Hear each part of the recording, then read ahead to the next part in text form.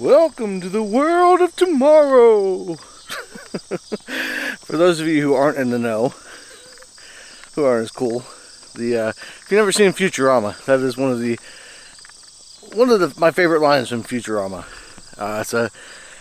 Basically when the main character Fry comes, the first time he arrives in the future, he pops out of the cryogenic tube and they tell him, "Welcome to the world of tomorrow." And you know, it's kind of a fun thing, but it's something that recently I've been thinking a lot about because particularly of AI. So that's what we're going to talk about today. Is AI coming for your jobs? Is AI coming for your life, your wife, your children? What's up with AI? So let's talk a little bit about that. So this all kind of got started, and you have to pardon me if it's a little dark every once in a while. I'm walking under trees and stuff. I'm trying to adjust for the outside. This isn't my normal style of video. It's kind of becoming that a little bit, but you know, up until recently I was just doing mostly just stories. I'm an author. If you're first time here, if you've never been here before, my name's Josh. I write short horror stories. I'm an author. I've got 2 books out. One that came out last March called The Journal, and then another one that's it's out, but it's officially coming out October 1st, called Legends and Tales, Creepy and Fun Stories to Tell Around the Campfire. And so that's normally what I do, is I write the short horror stories and I put them up on the channel here. But recently I started you know, talking into the camera a little bit. I did a video that actually this past week that kind of blew up a little bit more than my normal videos. So I thought to myself, you know what, I'm gonna go do some vlog style type of stuff for a little bit. In between, I still want to write the short horror stories and that kind of stuff. This is gonna be kind of in betweener, because here's the deal. If you're here on the channel, you're here for me. If you don't like me, too bad, get out. If you want to hear just the stories, you can just listen to the stories. If you want to get to know me a little bit and then hear some of my interesting rants, because you know what? I'm a lot more interesting than I care to think about at times. And I have some interesting takes and opinions and thoughts that I want to share. So I'm going to start doing that a little bit more on here in kind of rant style videos. And this one in particular, talking about AI. A buddy of mine recently, we were having this conversation. Talking about, you know, where AI is at, what it's doing, what we can use it for, particularly in regards to a business that we've started. And so that's all fine, great, and wonderful. But his take on it is that we need to adopt it and use it as much as we can. And to a point, I kind of agree. Now, I did a podcast a while back, been maybe a month ago, where I talked about AI, and I did a comparison of sorts. I had AI write a story, and then I wrote a story, and I wanted to kind of compare the two and see how they worked out against each other. Not a lot of people have seen that or even commented on it, so I don't know. Hey, I don't know how well that went. But I thought the AI written story was at least decent. It was passable. You know, somebody could write a story using AI and pass it off as their own. That gets me to the point. So, one of the things that we came across with this company that we started up, we're doing a podcast with it, and he wanted to, you know, he's been looking up different AI technologies, different things to try and use, and one of the technologies that he found was this one that, well, basically you feed it in a link to a video, and it takes that video and it chops it up into segments, all under a minute long. From what I can tell, you get like 10 to 15 segments per video. And then it adds captions onto it. It adds, you know, it's supposed to keep it with some context and that kind of stuff. And then you can upload those, and they give you a score for potential virality of the clip. How likely it thinks that the clip is to go viral. Now, as far as I could tell, this is just an arbitrary number that it assigns to make people think that they're going to be going viral with every clip they upload. But it started making me question, like, what's up with the world of YouTube, the world of content creation nowadays. what can I do that's going to really stand out? You know, what can I do that's going to really make a difference? Because when it comes to the stories that I've been writing, right? It takes a lot of work, a lot of time, a lot of energy goes into writing the stories, but then recording them, putting them together in videos, putting those out there, right? And I go through all of that for, I don't know, anywhere from 20 or 30 up to maybe 100 views on a story, which, you know, it's whatever. You're going to take, you get what you can, right? But if somebody else can take and have AI write a story, have AI record the story, have AI make the video, upload the video, and then have AI cut the video up into clip segments and put that out there to help and give them a ton more content, right? They're shortcutting the whole process. They're doing none of the work. They're spending maybe an hour, hour and a half total, maybe that long, to get a video ready to upload. Whereas I could spend 10, 15, 20 hours depending on the story. It's a sunk cost thing at some point, you know? And that's what we're up against nowadays. Hollywood writers are striking. Hollywood actors are striking because of AI. It's not the whole reason, you know. You have residual payments and that kind of stuff, that's all part of it. But AI is a huge, huge sticking point because movie studios, production companies, that kind of stuff, they don't want to give up the chance. Got a bug crawling on me. They don't want to give up the chance of getting free publicity. Or not just for publicity. They don't want to give up the chance of having an easy, ready-made script. You know, instead of hiring a writer, if you could hire a room full of writers to write a script for a movie, and it's going to cost you, you know, a couple $100,000 for those writers' time. If you could do that and have AI write a story for $100, which one are you going to do? As a movie studio, you're saving money, right? So, more and more it's coming to where AI is supposedly going to be taking over jobs and becoming more and more entrenched in our lives. And so where do we go? I don't know how many of you out there watching right now are creative.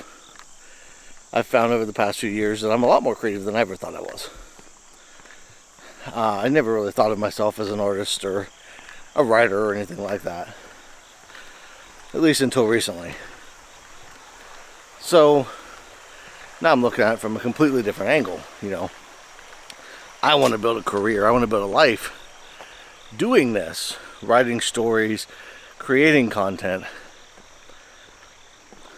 But it's kind of like, you know, the first makers of the automobiles, right?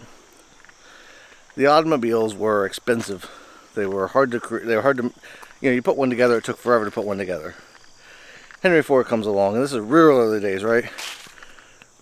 Henry Ford comes along, and he simplifies the process. He automates it.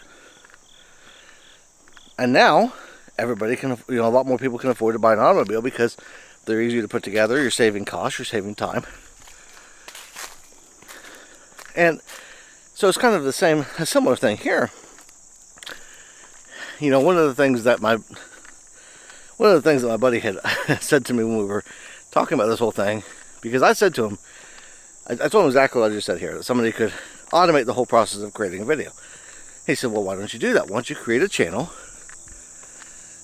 and, you know, spend a couple of months uploading videos to that channel and kind of see what the difference is, you know, a fully automated channel versus your channel. I told him that's already been done.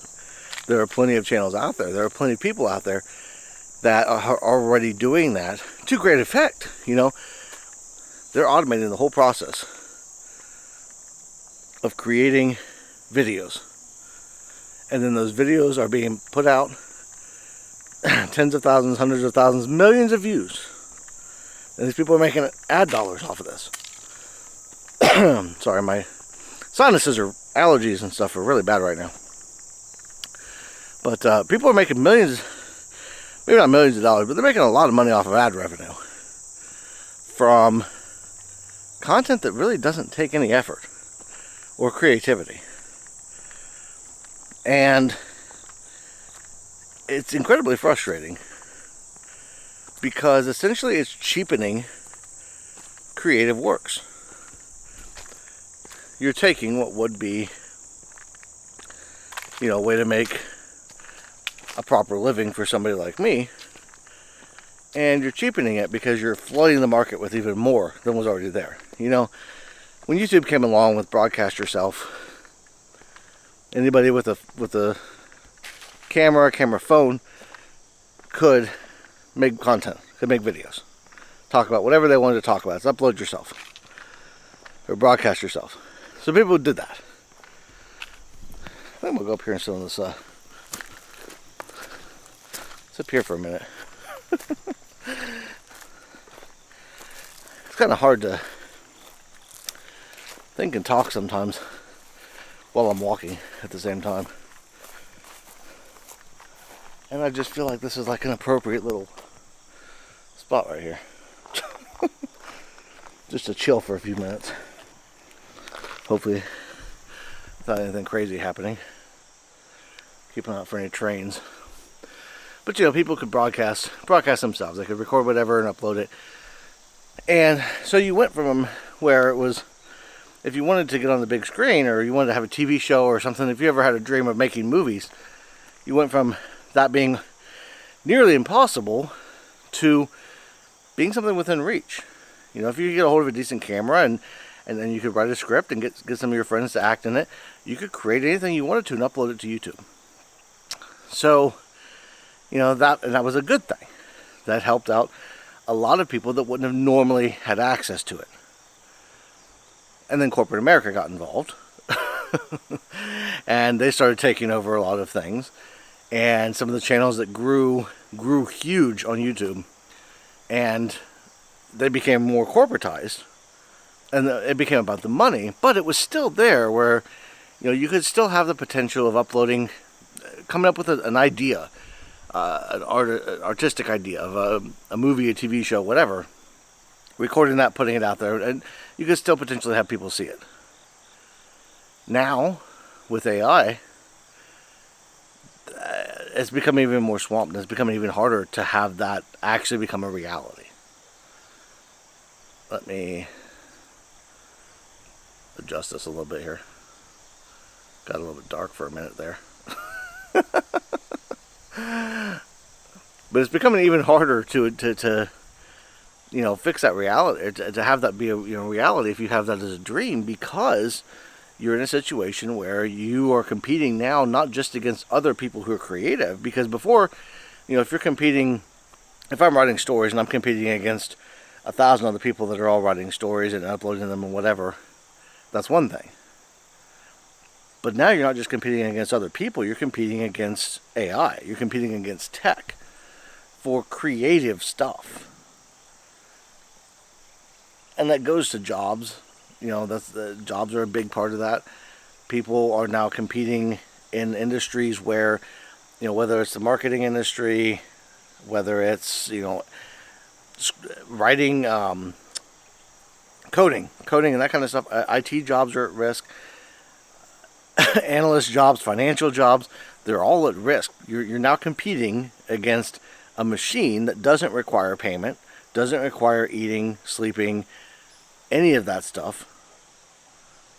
And on the one hand, there's certain things that, it makes sense. The jobs that nobody wants to do, it absolutely makes sense. Have AI take them over. Have robots do all those jobs, right? But then what are you left with? If you get rid of the jobs that nobody wants to do, you're left with essentially all the creative jobs that people do want to do. And now what are you stuck with? Now, because no matter what anybody says, nobody creates for themselves only. All right? Every artist says that. Oh, I create for myself only. And to an extent, yeah, you're creating to get it out of you. But every artist wants their work to be seen. They want it to be shared with the world. And you need to make a living. You need to be able to pay the bills, right? If that were a way, say we got rid of money. We're living in a Star Trek society, right? And money's not an option, an issue anymore. Well, as an artist, you don't even care about the money. You just want your stuff to be shared. Well, if your stuff being shared is swimming in a sea of other stuff that's, it's already out there. Because you have the people that don't care about money, but they do care about the social clicks. They care about the likes. They care about all that kind of stuff because it makes them feel good inside. But they don't want to spend the time learning a trade, learning a skill. They don't want to learn to be an artist. They want to have all of that stuff without actually having to do any of the work. They want to write a book without having to do any of the work. AI writing your book. If you have AI writing a book, it's AI that's writing the book. You can spout off all day long about how you're editing it, you're proofreading it. AI is writing it. If I write a book and I send it off to an editor, and the editor looks it over and checks off some things and makes some suggestions and sends it back to me, and I make some changes, who wrote the book? Me or the editor? And to some people that doesn't matter. To some people, some people out there are going to say, "Oh, I don't care as long as it's good." And you know what? Fine. That's whatever. I'm never going to be able to convince you of anything. At the same time, for me, I think it's more valuable if it has been written by, created by a human being. I give more value to something that is based off of the effort put into it. You lose all the value out of the art. You lose all the value out of the movies and all that stuff. There's no value left there to me if it's created by a robot. So I just wanted to rant a little bit about that. I want to do this a little bit more often, kind of get out and walk around and different places. I won't be the same place every time. I just thought this would be kind of a cool little spot here. Figured I'd go walking and get out of the house. It's a beautiful day. I was sitting inside. I'm like, you know what? It is too nice to be stuck up inside all day. So I want to get out and record something. But yeah, I want to know your guys' thoughts down in the comments. What do you think about AI? Are you worried about it taking over? Are you... right now, it's not in the best of states in a lot of ways. You can see, there's some issues with AI animation and drawing and that kind of stuff. But it's getting better. Are you worried of someday having your job taken over by AI? Are you worried about what? Especially if you put a lot of time and effort into a career. Maybe you spent years mastering a career, getting really good at something. What if AI comes along and takes your job? What if your company announces tomorrow, hey, we're going to lay you off because we have a program that'll do everything that you do? What next? So, something to think about and ponder. Leave your comments below. Talk about it. Be courteous. Be nice to each other in the comments. But maybe I'll pick some comments and respond to them at some point. I'm planning on doing these kind of videos once or twice a week. Just getting out of the house, chilling. It's different from the cemetery chats in that it's going to be just me. It's going to be me walking around and going to random spots and just kind of talking about whatever I feel like talking about. Because at the end of the day, I'm tired of fighting the system. I'm tired of fighting the algorithm. It's not worth it, and I'm getting more and more angry because there's so many different things that I want to do that I'm being held back because some stupid algorithm decides it wants to play games. So I don't care about it anymore. I really give zero. I'm not going to say the word YouTube. You know how it is, but I really don't care anymore. I'm just basically going to be out here doing whatever I feel like doing and riding as long as I can. So, don't know what that was. Not a train. But y'all have a great rest of your day, and I'll see you in the next one.